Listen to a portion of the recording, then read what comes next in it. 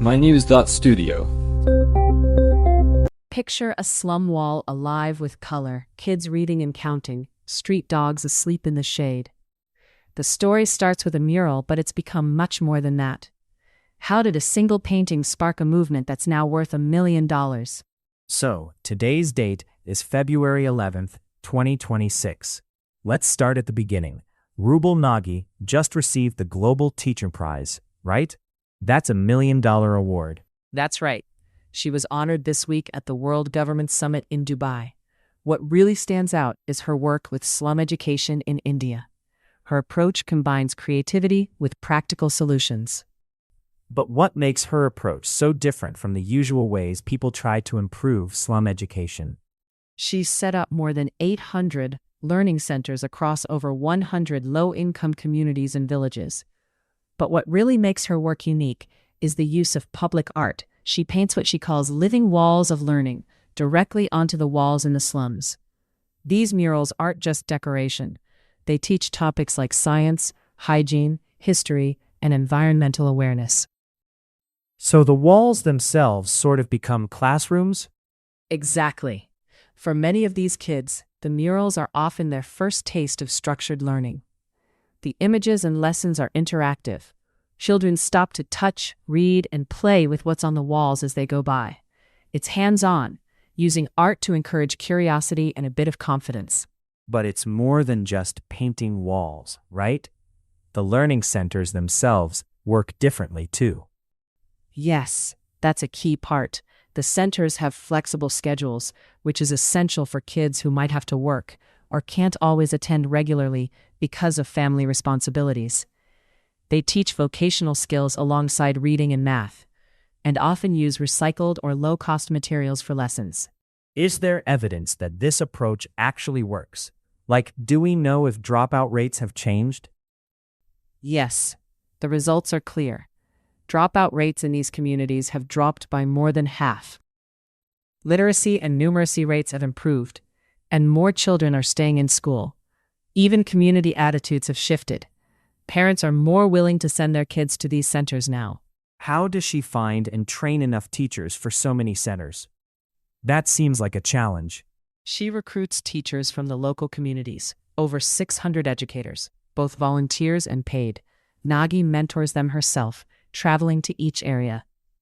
The aim is for communities to take ownership, so the centers keep going, even where resources are scarce. That's a huge reach. Do you think this could work outside India, in other countries or contexts? That's an important question. Nagi's approach works well in tough conditions. They've brought this even to remote areas like near the line of control in Kashmir. The model is low-cost and community-based, which helps. But to expand globally, it would need to adapt to local languages, cultures, and education systems. What would you say are the biggest challenges for scaling up? Is it mostly funding, government policy, or getting local support? All of those matter. Funding is helpful, but local trust and involvement are even more crucial. Sometimes the infrastructure is so limited, there aren't even walls to paint.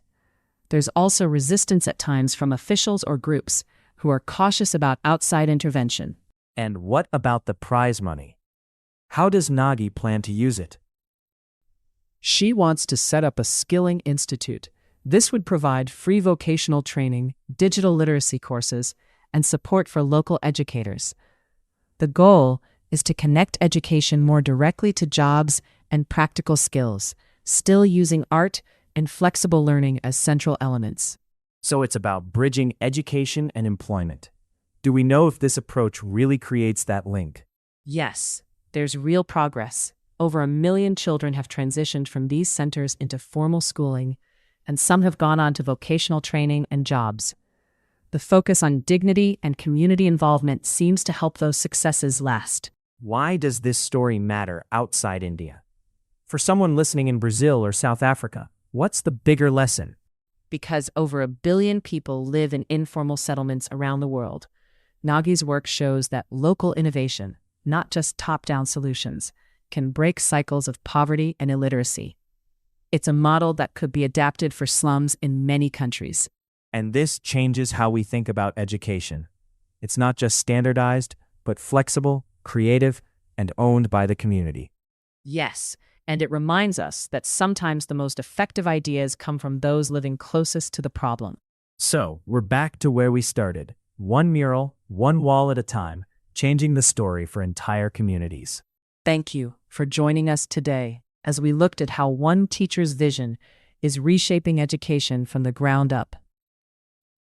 To sum up, Rouble Nagi's model, using art to teach, is transforming slum education.